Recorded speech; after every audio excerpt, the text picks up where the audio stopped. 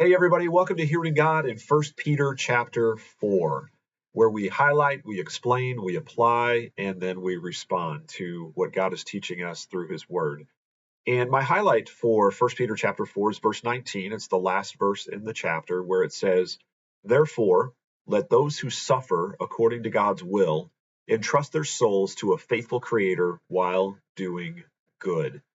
And this is a fascinating verse. It's really rich with meaning. It provides for us a biblical theology of suffering. And so I've broken it down into several main points to help us to understand suffering and to help us to endure suffering. And so the first thing that we take away from this verse is we will suffer.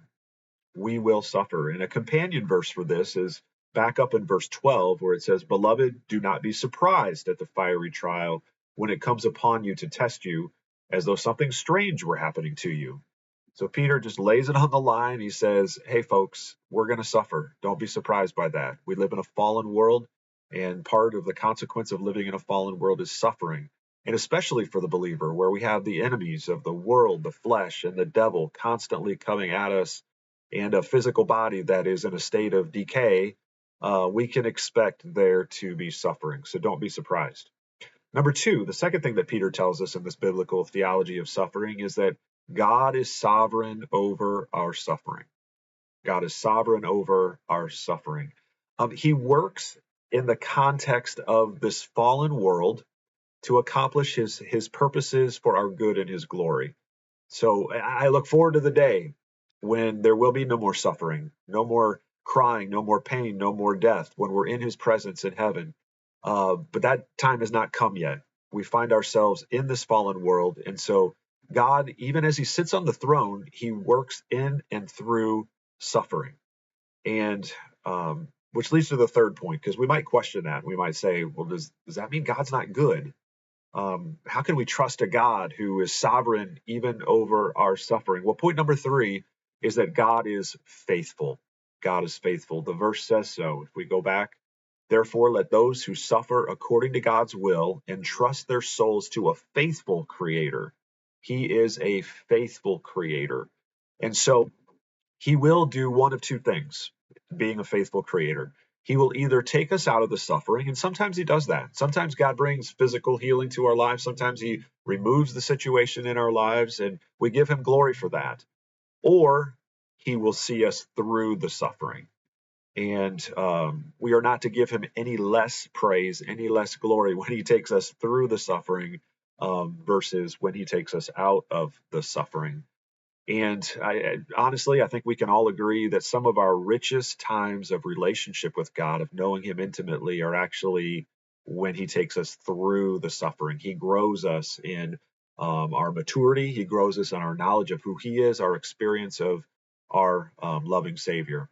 And so, point number four in this biblical theology of suffering is, so rather than shrink back in times of suffering, we must double down on the mission that God has given to us, and we must do good. And so, again, the verse says, therefore, let those of us who suffer according to God's will entrust their souls to a faithful creator while doing good. And my application for this particular verse is especially in that last point in the biblical theology of suffering, and that is that in times of suffering, I think I'm like most people, I'm tempted to isolate, and I'm tempted to shrink back, and I'm tempted to distance myself from God's mission and even God's people. But because of what we've just learned in the first 3 points of this particular biblical theology of suffering, because God is faithful, because he will either take me out of the suffering or he will see me through, I can trust him to help me to do good even more. In fact, if I allow him, even more good can be done in and through my suffering than if I had not suffered in the first place. And that's just how awesome God is, that he is able to even take our suffering and make something beautiful, something fruitful out of it. It is not in vain. It is not a waste. And so I don't know where that hits you today in terms of if you're in a season of suffering or you're not. Either we're in a season or we're probably preparing for a season. It's just part of our human existence here in this fallen world. But I hope these points might encourage and challenge you to say, God is sovereign. He is faithful. He will see you through it.